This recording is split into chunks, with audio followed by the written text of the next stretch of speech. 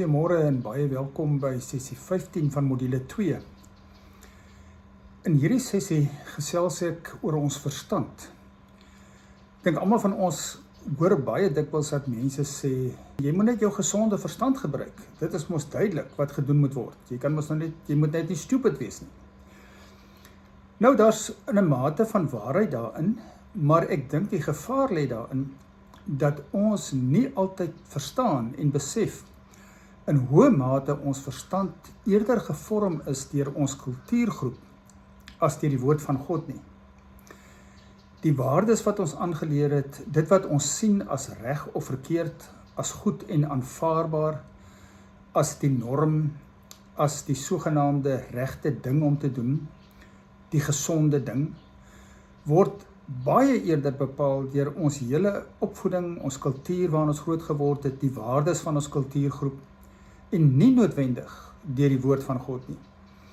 En ons moet dit erken, ons word in 'n westerse waardestelsel grootgemaak waar dit gaan oor goed doen vir jouself, sukses behaal, om ergens te kom in die lewe of bo uit te kom, hoe dit ook al beskryf word. Maar dit is baie 'n gedrewe kultuur wat gemik is daarop om goed te doen vir jouself. Jy hoor dit baie keer as iemand nog in 'n redelike jong ouderdom sogenaamd sukses behaal en al redelik baie bereik het in die lewe volgens die algemene standaarde van ons kultuur, dan sal mense sê, joh, daai ou of daai vrou het daarom goed gedoen vir hulle self. Nou, dit is baie waar, hulle het goed gedoen vir hulle self. Maar het hulle ook werklik goed gedoen vir die een wat hulle verteenwoordig, vir God, sy naam en sy koninkryk? En daarom waarsku Paulus baie sterk teen hierdie ding, en hy lê baie sterk klem daarop in Romeine 12, waar hy sê, moenie aan hierdie wêreld gelykvormig word nie. Moenie toelaat dat die standaarde, die maniere van doen, die skemas van hierdie wêreld bepaal hoe jy optree en jou besluite neem nie. Maar, sê hy, laat julle denke vernuwe word. Laat die Gees van God julle voortdurend in die woord van God julle denke vernuwe. Hoekom? Sodat julle kan verstaan wat die goeie en welgevallige en volmaakte wil van God is, soos een van die ouer vertalings sê. Jy weet, dit is nie 'n ding wat sommer van self gebeur, dat ons weet wat God se wil is nie.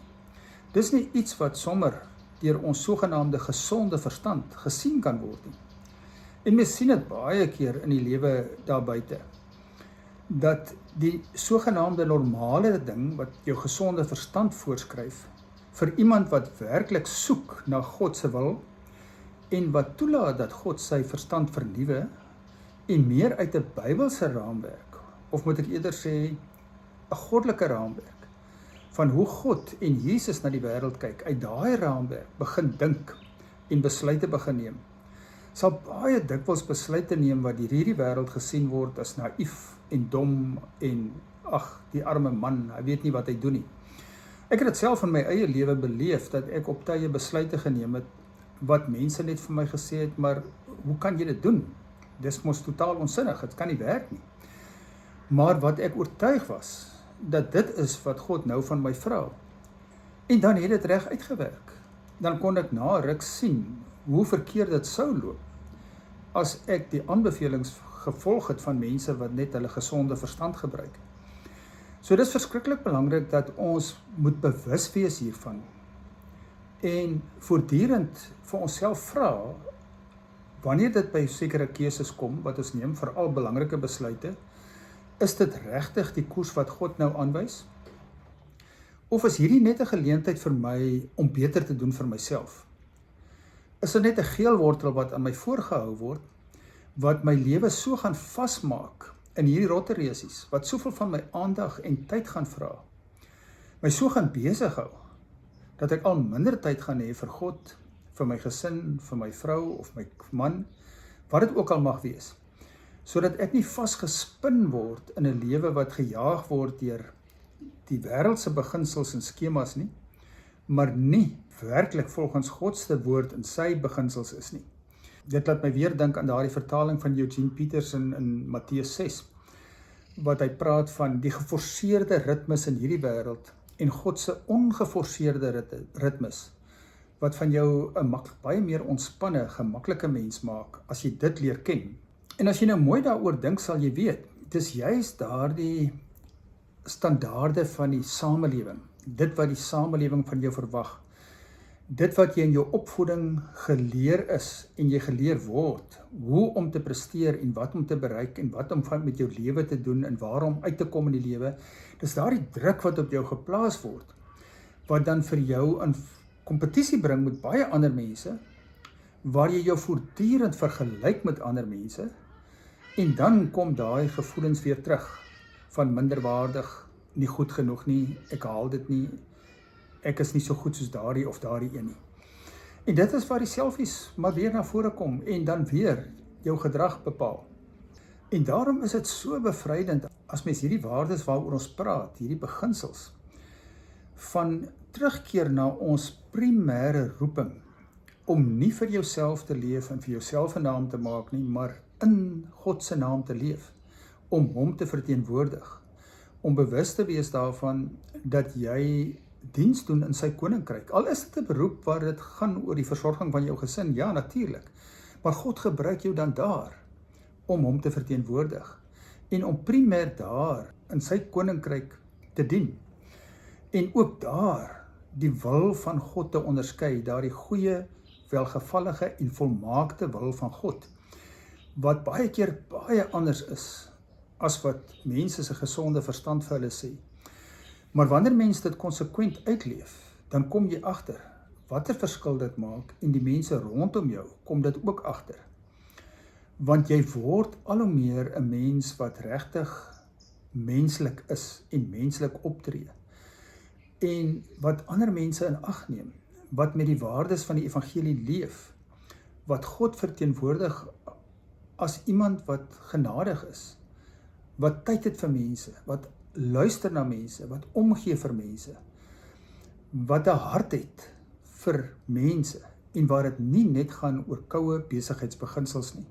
Ek noem hier ook hoe dit baie dikwels gebeur, as jy jou verstand nie vernuwe is nie, as jy nog vasgevang is in hierdie westerse waardestelsel, en dat dit jou dryfvere is, en dit bepaal wat jou gesonde verstand voorskryf, hoe mens dan baie keer eintlik outomaties reaktief in situasies optree. Jy reageer op dit wat van jou en vir jou gesê word, om jouself te red, om jouself te verdedig, om jouself te verduidelik.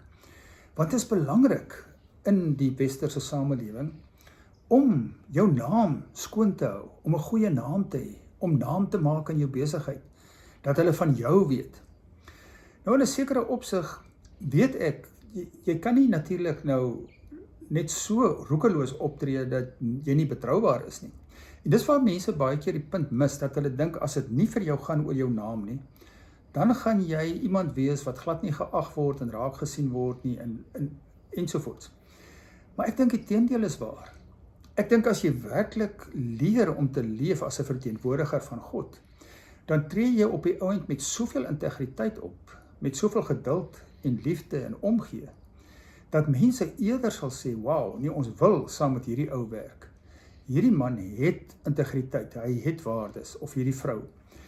So dit is nie so dat jy dan geen geleentheid sal kry, of niks sal kan benut, of geen waarde sal hê nie. Maar dit gaan nie vir jou saak maak, wat die mense oor jou dink nie.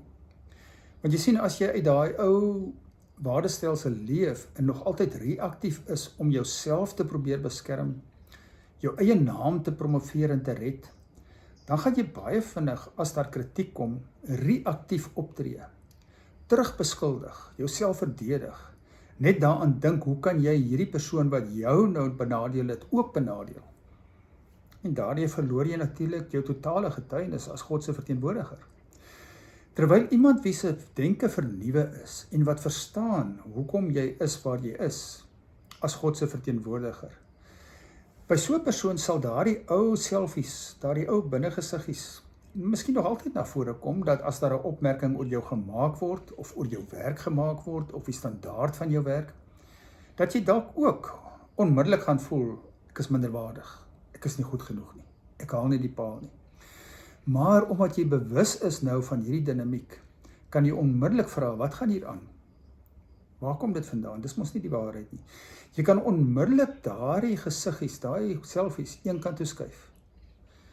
En jouself herinner, wie is ek regtig? Waarom is ek hier? Vir wie verteenwoordig ek?